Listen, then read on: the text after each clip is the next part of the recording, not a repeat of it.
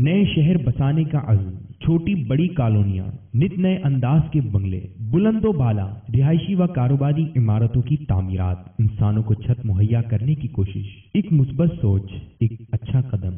لیکن کیا یہ سب کچھ شرعی تقاضوں کے عین مطابق ہے؟ شوہر، بیوی، بیٹی، دوست اور حاجی کو کیسا ہونا چاہیے؟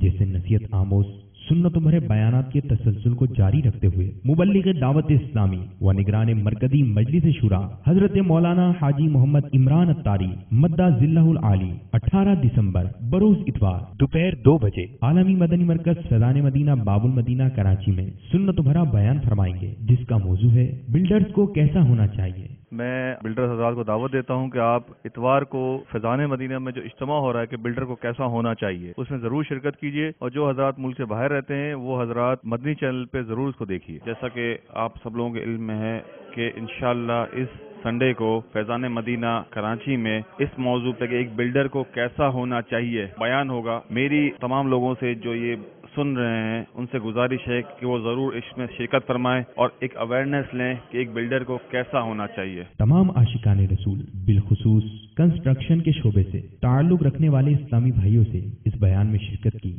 مدنی التجا ہے۔ یہ سنت و بھرا بیان مدنی چینل پر بھی براہ راست نشر کیا جائے گا۔ مجھے اپنی اور ساری دنیا کے لوگوں کی اصلاح کی کوشش کرنی ہے۔